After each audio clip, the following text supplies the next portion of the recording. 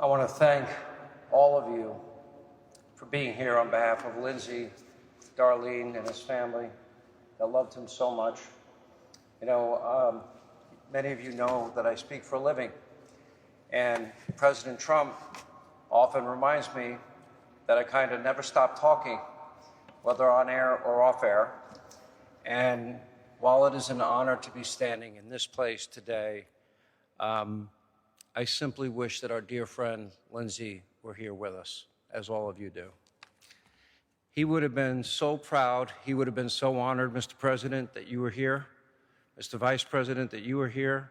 I see the Secretary of State is here. I see the entire cabinet is here. Thank you, all of you, each and every one of you. Chief of Staff is here. Steve Witkoff is here. I see everybody. We are here to say goodbye, as the President said, to a true original. There was nobody like Lindsey Graham, nobody. He loved being a U.S. Senator. He loved representing the great state of South Carolina. He worked harder. He traveled more than any senator I ever knew. I couldn't believe his travel schedule. And he was just a force of nature in a good way, for good reasons. Nobody visited more war zones. Nobody met with more active duty troops. Nobody loved, with the exception perhaps of our president, our military more. And that included the decades of service that he served himself, both on active duty and in the reserves. To our nation's warriors, I have a message to you today. He was so grateful to all of you for putting your lives on the line for your country. Nobody admired you more. Now, I want to say for the record, Lindsey and I did not always agree, not on everything.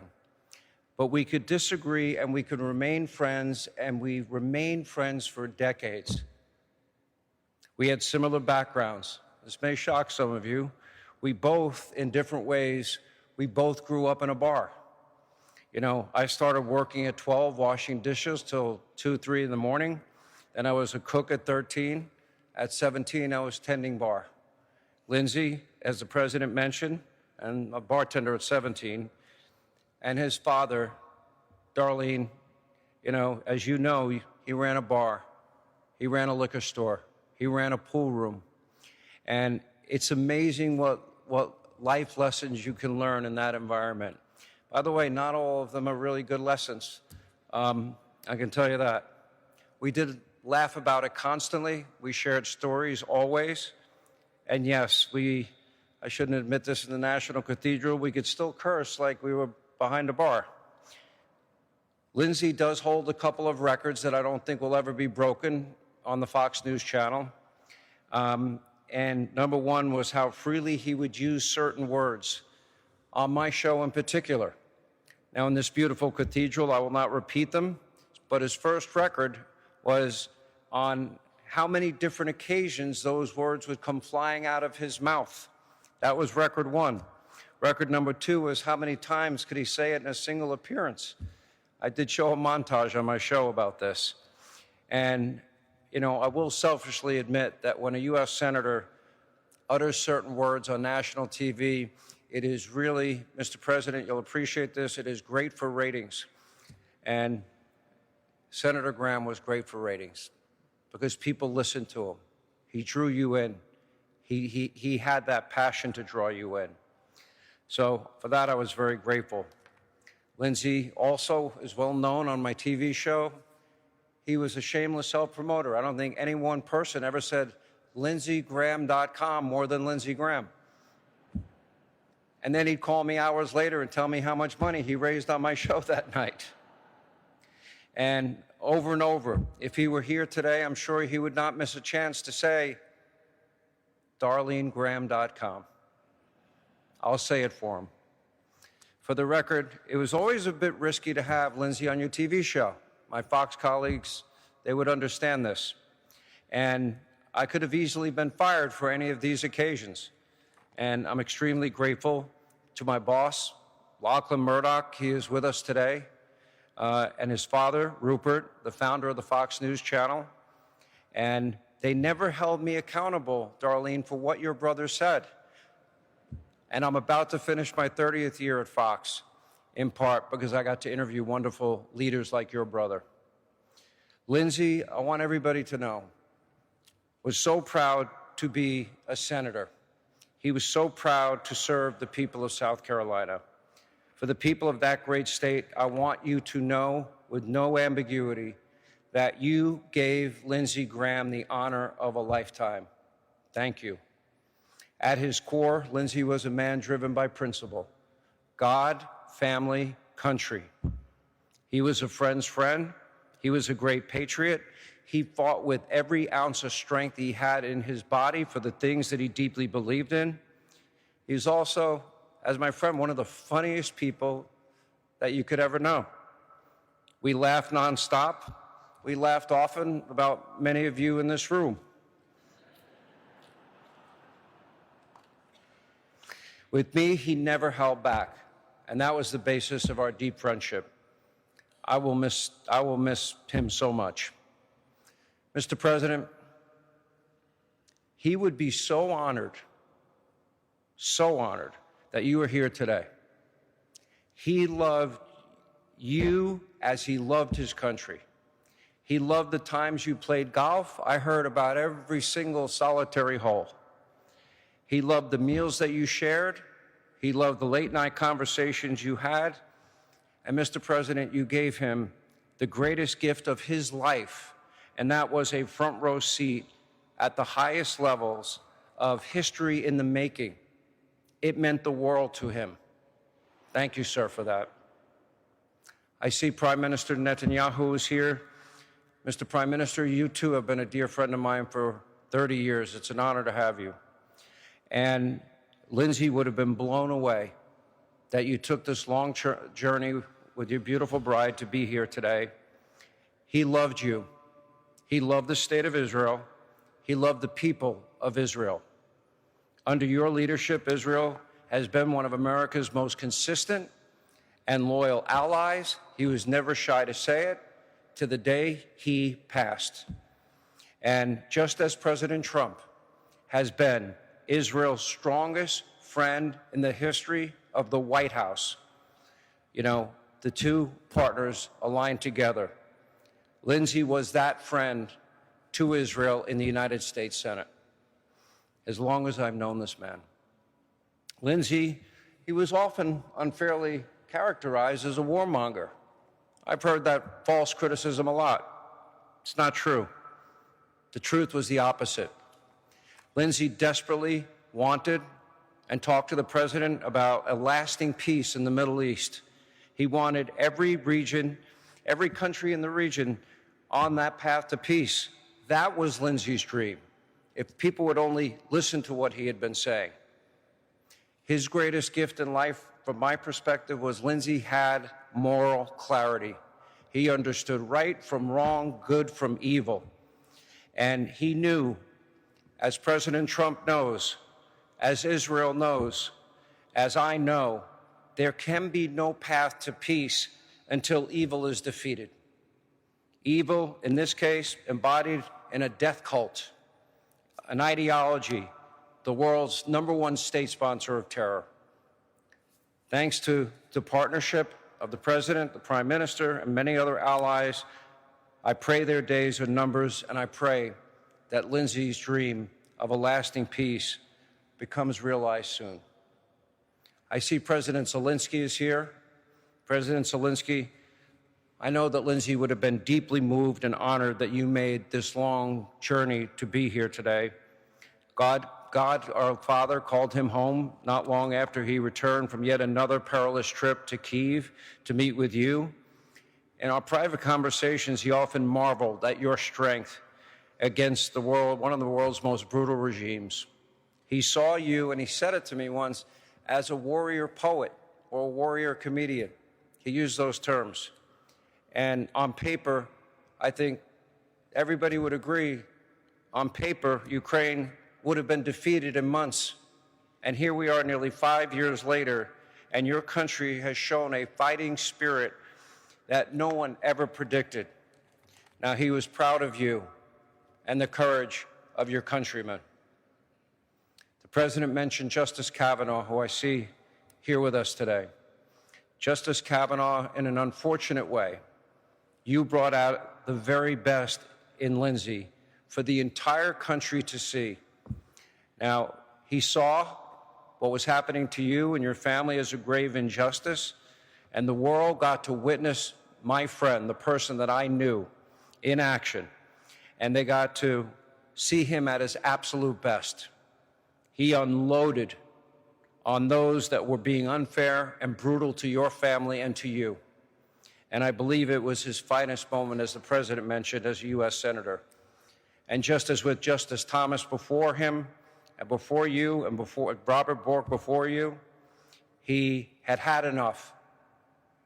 He'd had enough. He let the world know it. Thank you, Justice Kavanaugh, for being here. To the members of the Senate, led by Majority Leader Thune, Speaker of the House Mike Johnson, all the members of Congress present, you all know he loved his job. He lived it, he breathed it, and he left every single bit of energy he had on the field, fighting for what he believed in. In case you didn't know it, I'll say it for him. You were his second family. I see my friend Senator Tim Scott, my other dear South Carolina friend.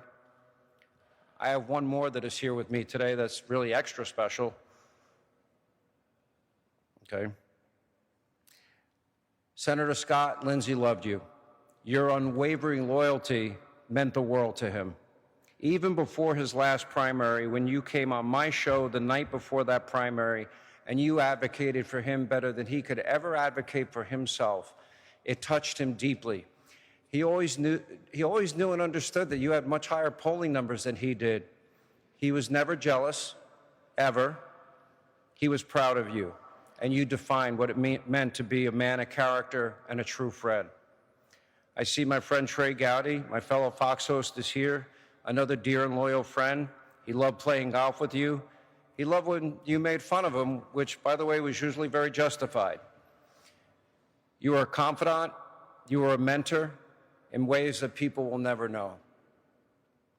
I see Governor McMaster is here. You were Lindsey's friends in life and an even greater friend after his passing. You understood the deep love that he had for South Carolina, and you recognized what it would mean to appoint his younger sister, Darlene, to finish the work of her big brother. That decision reflected the best of South Carolina values. Governor, thank you. Last and most important, my dear friend, Senator Darline Graham. You know, I see that you're here with your beautiful husband, your family, all the people that love you, love Lindsey. And as you have said yourself, Lindsey was your brother, your father, and your mother.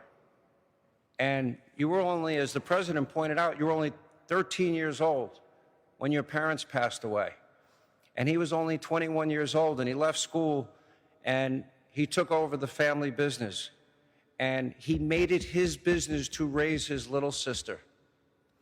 Politics was politics. Lindsey and I talked a lot of politics. But you, Darlene, you were his life. Your family was his life. You were his God-given purpose. He loved you with all of his heart, and he told me often. Now, we all know that he was a true believer. We know that he is in paradise today, and we know that he is so proud of you. We all know in this room today, this beautiful cathedral, that these past 2 weeks have been the hardest 2 weeks of your life. And most people could not imagine losing the brother that raised them. And then almost immediately, you got a call from the president of our country. You got a call from the governor of your state. They asked you if you would be willing to step up and finish the work of the brother that we honor here today, your brother, Lindsey. You barely had time to warn, if any. You told me that you asked yourself the one question that mattered. What would Lindsey want me to do? That was the one question. You put your personal tragedy aside for the state that you love and for the country that you love. Within 2 days, you were sworn in as the first female senator from the great state of South Carolina. And by the weekend, you were in shorts and a t-shirt on your hands and knees with your daughter painting her parking space at her school. That was the week that your brother passed away. Now, to me, that tells us everything we need to know about you. Your brother loved you with all his heart. I would be negligent if I did not acknowledge Lindsey's staff. There's too many to mention. The hard work that went into this service today and the service that will be in Columbia tomorrow. His extraordinary Senate staff. I know how hard you all worked. Richard Perry, Van Cato, Tara, I know how hard you worked. Kevin, Taylor, there are so many others, too many to name. The fact that the vast majority of you are staying on to work for Darlene would have made him grateful beyond words. And on his behalf, I want to say thank you to all of you. Thank you. My Christian faith is the most important thing to me in my life. I like Lindsey, God, family, country. And I believe that with all my heart, we will see him again. To my dear friend, to our fearless warrior, I will miss our late night calls. I will miss our strategizing together. I will miss our dinners. I will miss our conversations about the president and the country we both loved. I'll miss the gossip, I'll be honest. I'll miss talking about how to defeat evil in our time and how to find a path to peace so that peace may one day reign around the world. Many people ask me if I know at the end of my television show that I'm quoting scripture when I say the words, "Let not your heart be troubled." Well, I am. The answer is yes. John 14. Let not your heart be troubled. You believe in God, believe also in me. In my Father's house are many mansions. If it were not so, I would have told you. I go to prepare a place for you. And if I go and prepare a place for you, I will come again and receive you unto myself, that where I am, there ye may be also. Lindsey, Mr. President, I would argue in my mind, probably has a heavenly version of Mar-a-Lago. It may even be a little bigger. He may have a little more gold in the Oval Office in his mansion in heaven. And I wouldn't be surprised if he added one big, beautiful ballroom and an arch somewhere on the property, because he would want to obviously duplicate his dearest friend in life, you, Mr. President. Lindsey, my friend, goodbye for now. We will see you again. We will finish the work that you started. Well done, good and faithful servant. Enter thou into the joy of thy Lord. Godspeed, Lindsey Graham.